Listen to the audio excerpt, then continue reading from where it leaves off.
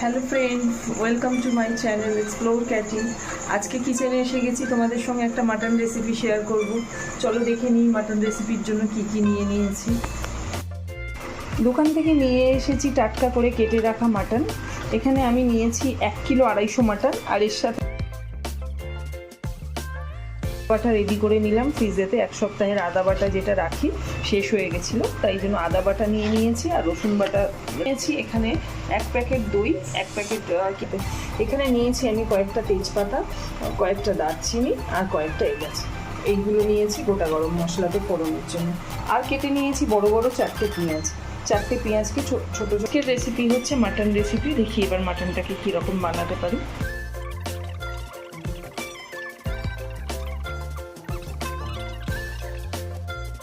Fry প্যানে অল্প খানিকটা সর্ষের তেল গরম হয়ে এসেছে, যেটা নিয়েছিলাম।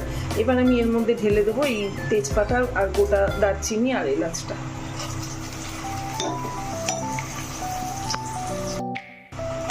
এটাকে একটু নেড়ে চেড়ে নিচ্ছি। হালকা লাল করে যেই গন্ধ উঠবে পেঁয়াজগুলো দিয়ে দেবো।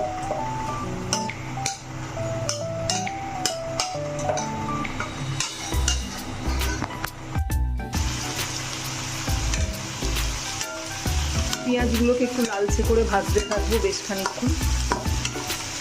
অনেক সময় বাটা পেঁয়াজ দিই, কিন্তু আজকে কাটা পেঁয়াজ দিয়েই করছি, কেননা অনেকটা লেট হয়ে গেছে। মাটন বলে কথা, অনেকটা সময়ও লাগবে রান্না হতে। বেশ কিছুক্ষণ নেড়ে চেড়ে ভাজবো। বন্ধুরা, রং এসে গেছে, রং ধরে গেছে পেঁয়াজে। গ্যাসটা এবার স্লো করে দিয়েছি, মাঝখানে কয়েকবার নেড়ে নিয়েছিলাম। এখন আমি এর মধ্যে দিয়ে দেবো আন্দাজ মতো আদা বাটা। মাটনের পরিমাণ অনেকটা বলে একটু বেশি করেই দিচ্ছি আদা বাটা। প্রায় 1.5 চামচের মতো আদা বাটা দিয়ে দিলাম। রসুনের পরিমাণ আরও বেশি থাকবে।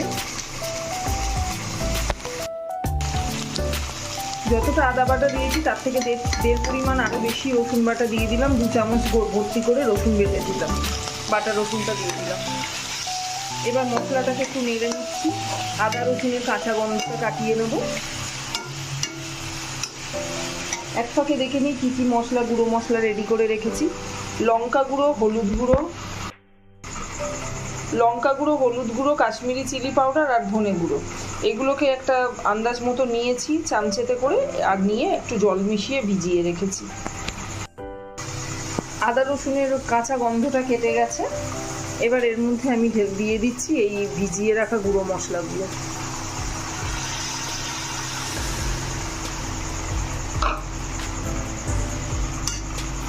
খানিকটা মশলা যে বাটিতে রয়েছে সেটাকে 1 ছিটে জল দিয়ে ঢেলে দেবো। আর রান্নাটা কষানোর সময় আগেই বলে রাখি যে জলটা ইউজ করি আমি, সেটা কিন্তু একটু গরম জল, একটু ফুটন্ত গরম জল রেডি করে রাখি, এবং সেটা দিয়ে মশলাগুলোকে আমি কষাতে থাকি।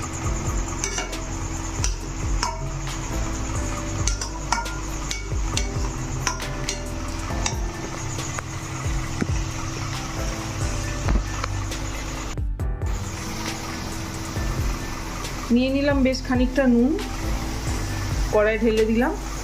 স্বাদ মতো একটু চিনি দেবো। যদি কিচেনে থাকতো চিনির পরিমাণটা একটু বেশি দিত, কিন্তু আমি জাস্ট নামমাত্র চিনি দিলাম কালার হওয়ার জন্য, আর যাতে মনে না হয় যে চিনি দিইনি। একদম স্লাইটলি চিনি দিয়ে দিলাম। চিনিটা আমি একটু অ্যাভয়েডই করি রান্নাতে, এবং বিশেষ করে মাটনেতে। মাটন যদি ঝাল ঝাল না হলো তাহলে কি বাঙালির জিভে জল আসে বলো?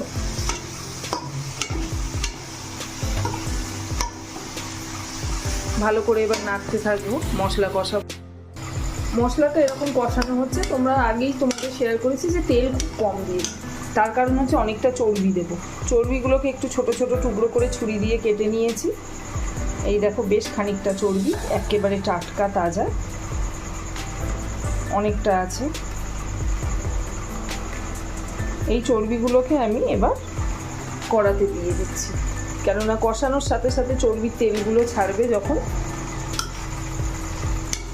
তখন আর আলাদা তেলটা দরকার পড়বে না।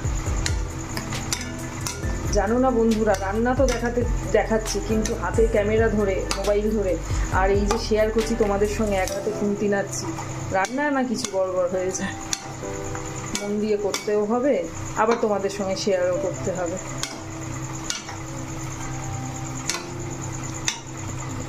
ভালো করে এটাকে কষাতে থাকবো। কিছুক্ষণ ঢাকা দিয়ে রেখেছিলাম, মাঝে মাঝে কষিয়েছি। মিনিট 5-7 পরে ফিরে এলাম। এই দেখো কালার এসেছে, তেল সেপারেট হচ্ছে। একদম অল্প জল দিয়েছি, মশলা ধোয়া জল যেটুকু হয় সেটুকু। এবার ঢেলে দেবো রেডি করে রাখা মাটনটা।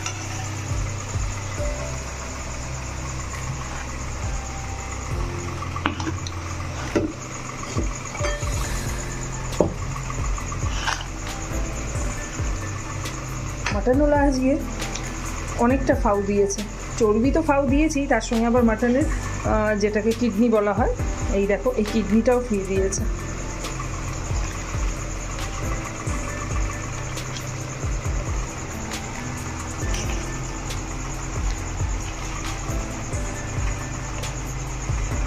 একে একে সব মাটনগুলো ঢেলে দিয়েছি, গ্যাসটা স্লোতে রেখেছি অন ক্যামেরার জন্য। এটাকে এবার ভালোভাবে নেড়ে চেড়ে মশলা মাখিয়ে এবার শুরু হবে কষানো। তেল আর দেওয়ার দরকার নেই। মাটন তো কষছে, মাটনটা কষা হচ্ছে। আর এই ফাঁকেতে আমি কি করেছি, এক ফাঁকে রেডি করে নিয়েছি বড় বড় করে দুটো বড় আলুকে খোসা ছাড়িয়ে 4 টুকরো করে বেশ বড় বড় করে রেখেছি। আমি যে এই আলুগুলো দেবো, আলুগুলো কিন্তু একটুও ভাজিনি, এই কাঁচা আলুটাকেই কিন্তু আমি কষানোর পরে জল ঢেলে দিয়ে দেবো। আর নিয়েছি 4খানা দেখো ছোট সাইজের পেঁয়াজকে খোসা ছাড়িয়ে গোটা রেখেছি। আমি যখনই মাটন রান্না করি, এটা আমার মায়ের কাছে শেখা, ছোট থেকে আমরা এরকম খেয়ে অভ্যস্ত। যা মাটন কষানো হচ্ছে এই গোটা পেঁয়াজগুলো কিন্তু ঠিক সময় মতো দিয়ে দেবো। পেঁয়াজগুলো মাটনেতে সেদ্ধ হবে মাটনের ঝোলের সঙ্গে। আর এই পেঁয়াজটা যখন পাতে আমার পড়বে, অসাধারণ ইয়াম্মি। মাটনটাকে তো নাড়ছি চাচ্ছি মাঝে মাঝেই, এরকম কষানো হচ্ছে শুকনো। মিনিট 5-10 মতো মাটনগুলোকে কড়াতে বসানো রয়েছে, বেশি আঁচ জোরে করিনি। হাফ লিটার দই, এই দইটাকে পেস্ট করে নিয়েছি, একটু জল দিয়ে এটাকে দিয়ে দিচ্ছি।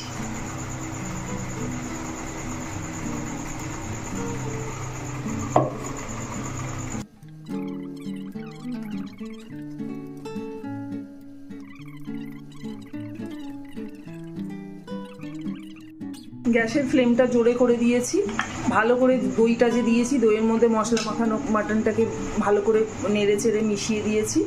জলটা এখনো স্লো ফ্লেমেতে রেডি রেখেছি। প্রায় আধ ঘন্টা পর ফিরে এলাম, মাঝখানে ঢাকা খুলে কষিয়েছি, ঢাকা খুলে নেড়ে চেড়ে দিয়েছি আর কি। এখনও তাতেই মাটনটা দেখলাম এখনও দিতে হচ্ছে না, তো দরকার না পড়লে আর দেবো না, শেষের দিকে একটু দিলেও হবে, কিন্তু জলটা যেহেতু রয়েছে সেই জন্য দিইনি। কালারটা দেখে নাও একবার, আমার মাটনে দেখেই বুঝতে পারছি খুব টেস্টি হচ্ছে। আর মাটনের কোয়ালিটিটাও ভীষণ ভালো। এই দেখো গা থেকে কিন্তু তেল একটু সেপারেটও হচ্ছে। ফ্লেমটা লোতেই রেখেছি। এবারেতে দিয়ে দেবো এই কেটে রাখা আলু আর পেঁয়াজগুলো। আলু পেঁয়াজগুলো এবার ঢেলে দিয়ে নেড়ে চেড়ে নেবো।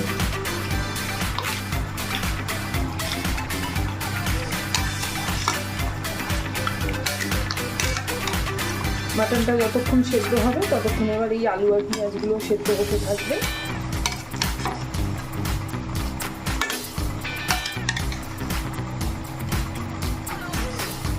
দেখে জিভে জল আসছে তো বন্ধুরা। দেখো শেফুর গিন্নি কি আর রান্না খারাপ করলে হয়? তাহলে যে আমার আর রক্ষা থাকবে না। খেয়ে যদি টেস্ট না হয় তখন বলবো এই জন্য আমি করলে আরও বেশি টেস্টি। আজকে শেফুকে ভালো যত্ন করবো। শেফু ফিরলে যখন খেতে দেবো না, আজকে হয়ে গেছে মাটনের কম্পিটিশন।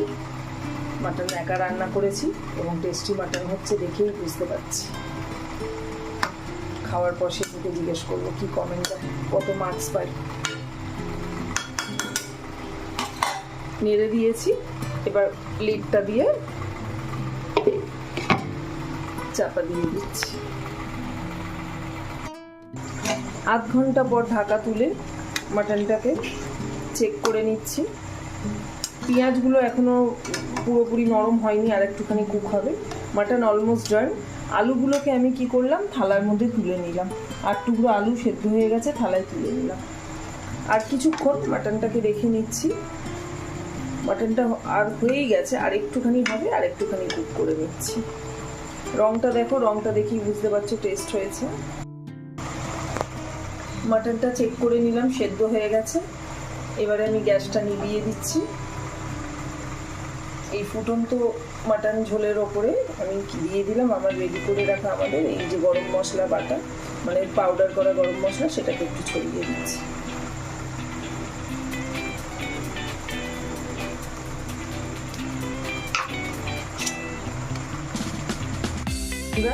শেফের বউয়ের হাতে তৈরি মাটন, খুব সুন্দর লাগছে, রংটা দেখেই বোঝা যাচ্ছে খেতে খুব টেস্টি হয়েছে আর খুব সুন্দর ফ্লেভারও উঠছে।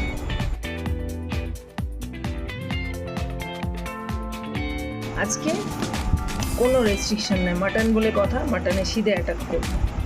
টেস্টি টেস্টি মাটন নিয়ে নিয়েছি আর ভাতটাও একটু বেশি করেই নিয়েছি। রং দেখেই বুঝতে পারছিলাম যে প্রচণ্ড ভালো হয়েছে, বিশ্বাস করো অথেন্টিক হয়েছে। এত সুন্দর করেছি, এত মাটন রান্না করার সুযোগ কম পাই, রান্নাঘরে ঢুকতে দেয় না মাটন হলে। আর আজকে যে করেছি কিন্তু অসাধারণ হয়েছে। বাচ্চাদেরকে একবার জিজ্ঞেস করে নিই কেমন হয়েছে। সত্যি করে বলো কেমন টেস্টি হয়েছে? ফাটাফাটি বাবা, পাপার থেকে বেটার হয়েছে? একই রকম, পাপারও ভালো, তোমারটাও ভালো। ওকে বন্ধুরা, গুড নাইট। এই মাটন রেসিপিটা তোমরাও বাড়িতে ট্রাই করো এবং ভালো লাগলে অবশ্যই আমায় কমেন্ট করো। এবং আরেকবার বলে দিচ্ছি, চ্যানেলটা ভালো লাগলে অবশ্যই লাইক, সাবস্ক্রাইব অ্যান্ড শেয়ার করবে। Thank you, good night, tata.